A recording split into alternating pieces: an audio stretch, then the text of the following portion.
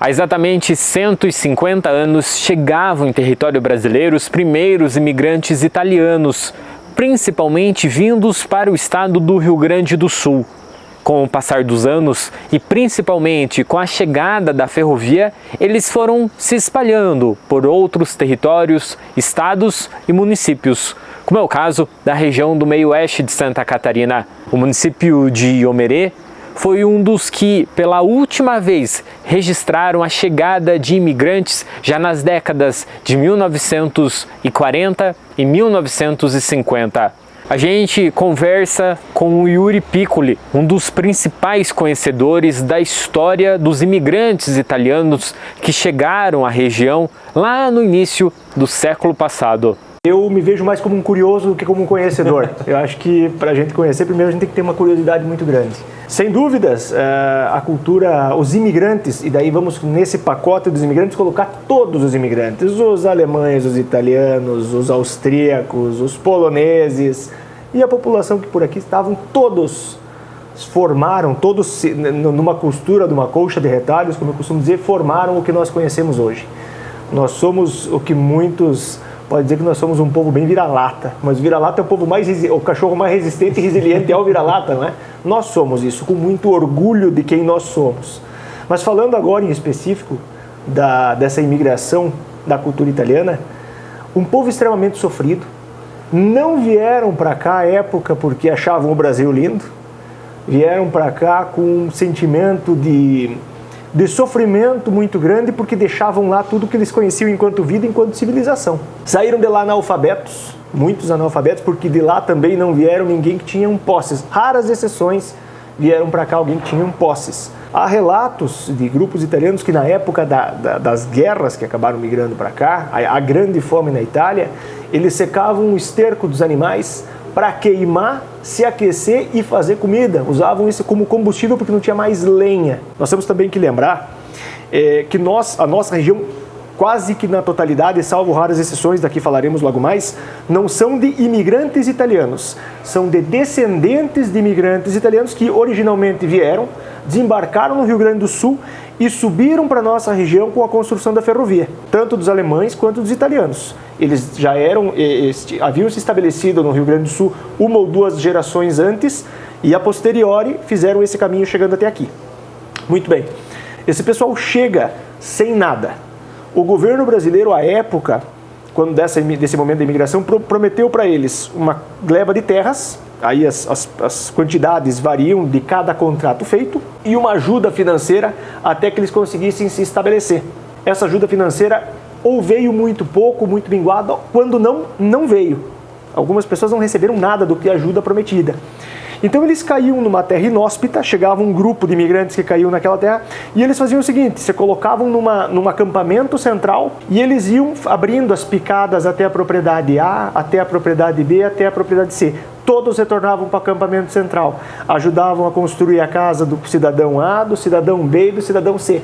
Todos voltavam para o acampamento central. E assim eles foram colocando cada proprietário nas suas glebas de terra, com esse espírito muito forte de comunidade. Foi assim que eles conseguiram sobreviver a uma língua que eles não falavam, numa região que eles não conheciam, problemas de saúde que eles não conheciam, com doenças estranhas, enfim, com as características nossas aqui que são diferentes das características de qualquer lugar. E se para nós imaginarmos isso hoje, com a tecnologia que temos, já é difícil, imagine o que foi 150 anos atrás, onde as pessoas se despediam sabendo que não se viriam mais. E que se alguém morresse ou nascesse, essa informação chegaria meses depois, se chegasse até eles. Então, essa vontade de prosperar, de sobreviver, de continuar vivo, essa resiliência, eu acho que move até hoje quem sabe tenha sido esse o maior legado desses imigrantes aqui para nós. A resiliência, a vontade de sobreviver. Nós estamos, aliás, numa propriedade que foi de um desses descendentes de imigrante que venceu. A família Brandalize foi uma dessas famílias que chega no Brasil, lá atrás, no Rio Grande do Sul e tal, e se estabelece lá, vem para cá e tal, com a vontade de vencer. E aqui estamos nós.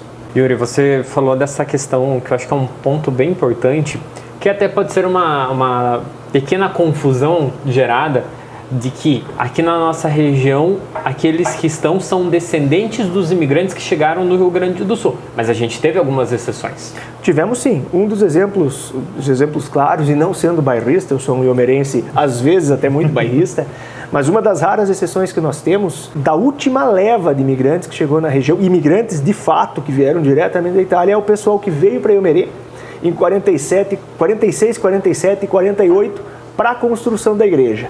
A Europa acabava de viver a Segunda Guerra Mundial. Nós aqui tínhamos tido um imigrante, um caso raro de um imigrante que veio no meio de tudo isso, o seu Ângelo Corso, chegou, se estabeleceu. E o pessoal de Lamon, logo após a Segunda Guerra, como todo o norte da Itália, a unificação europeia, estava a unificação da Itália acabou acontecendo e deixou o norte da Itália de joelhos. Até pouco tempo, quando eu estive lá, ainda tem lugares que você visita que você não acredita que aquelas construções de pedras, algumas já em ruínas, habitou tanta gente que não tinha mais o que comer, o que vestir, pessoas que congelaram dedos, enfim, são histórias assim. Esse italiano em questão, o seu Ângelo, que já estava estabelecido, junto com os padres de Iomerê, fizeram uma carta e mandaram para eles, porque eles queriam fazer uma igreja nova em Iomerê. E o seu Ângelo falou, olha, nós temos mão de obra qualificada em Lamon para fazer essa igreja. Então faz uma carta, manda para lá e tal.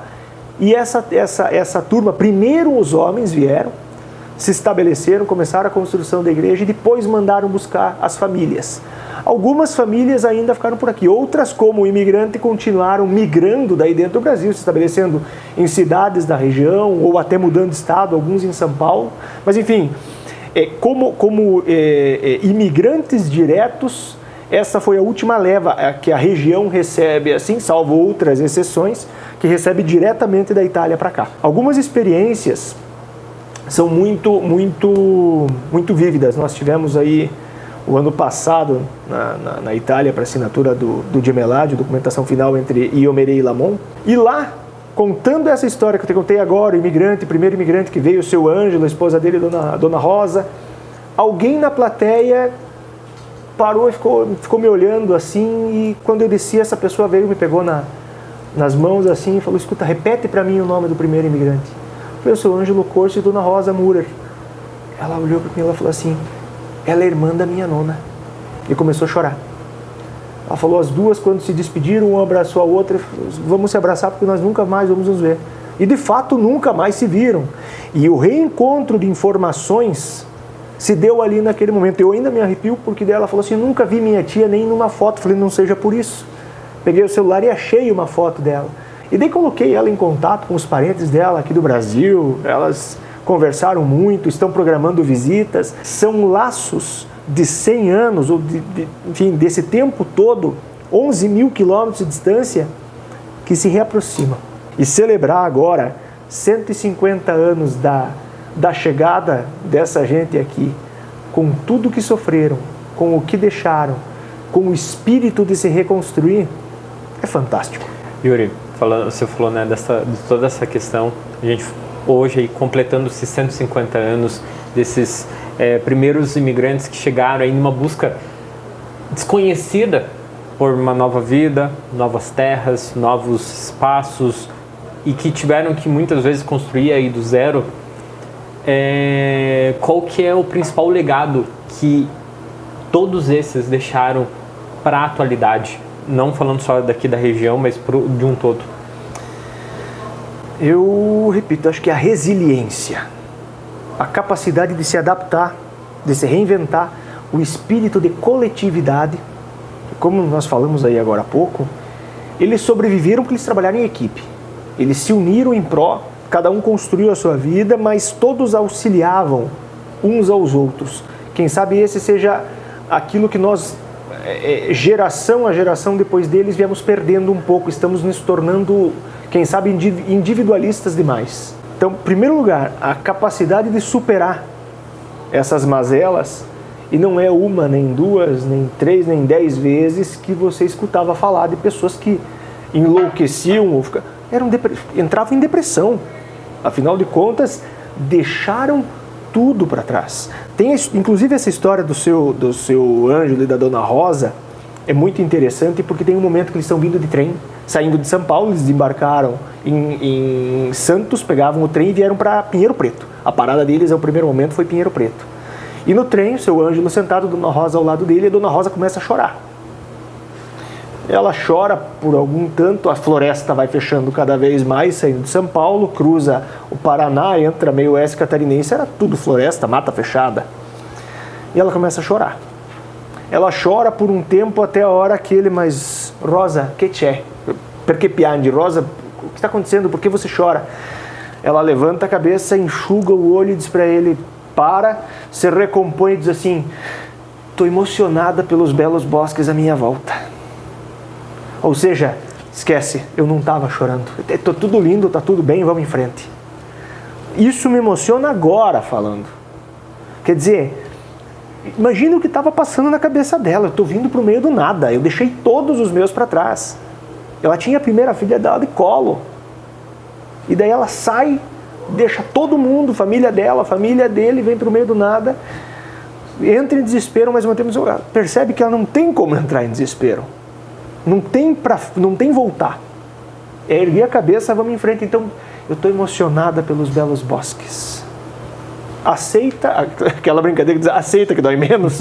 É isso aí, aceita que dói menos. E a Dona Rosa ergueu a cabeça e viveu a vida dela, construiu a vida dela aqui novamente. Essa capacidade de se reinventar, de aceitar situações, de ser resiliente e essa coletividade são os maiores legados que eles nos deixaram. Houve um momento, e até poucos anos, o cara ser o que se chamava por aqui de gringo, o gringo italiano, era feio.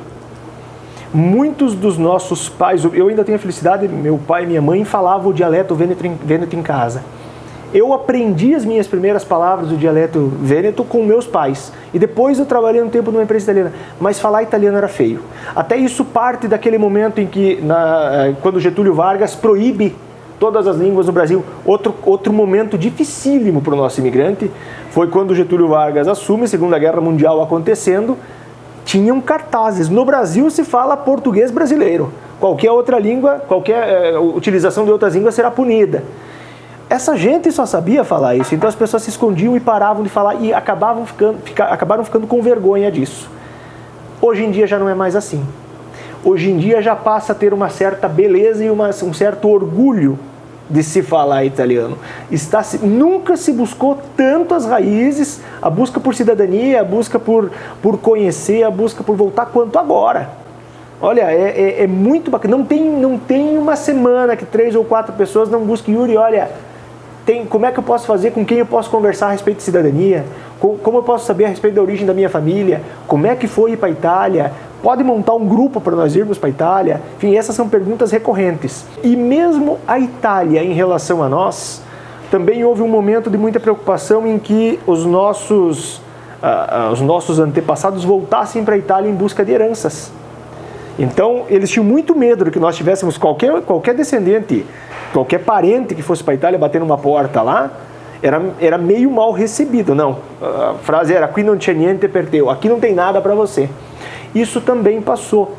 Nós, com essas visitas a Lamon, a outras comunidades, nós somos recebidos com extrema festa.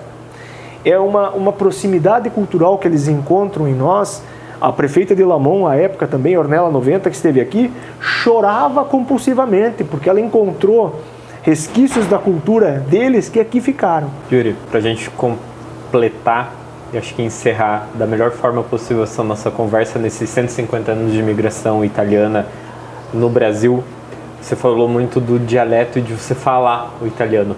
Eu acho que a gente tem a honra de poder encerrar essa nossa conversa com uma mensagem italiana para todos aqueles que, de uma forma ou outra, descendem desse povo que aqui chegou há 150 anos atrás, no Brasil, no Rio Grande do Sul, que depois vieram aqui e ajudaram a construir toda a nossa região do meio oeste catarinense, Videira, Iomerê, Arroio 30, todas as outras cidades que compreendem a nossa região e que levam muito aí da história do povo italiano para construir aquilo que são hoje. Allora, in questo momento io voglio fare un saludon ai nostri antenati, quelli che 150 anni fa, che adesso sono lassù, hanno avuto il coraggio di lasciare la loro vita e venire qui in Brasile. Per loro il mio migliore pensamento e il mio migliore sentimento. Per questi che sono qui adesso, ricordatevi, loro hanno avuto il coraggio per venire qui e fare la vostra vita adesso possibile. Ai nostri amici d'Italia, un grande saluto e saremo sempre fratelli, stesso che lontano uno da un altro, 11.000 chilometri e tantissimo oceano di acqua. Un grande saluto e arrivederci.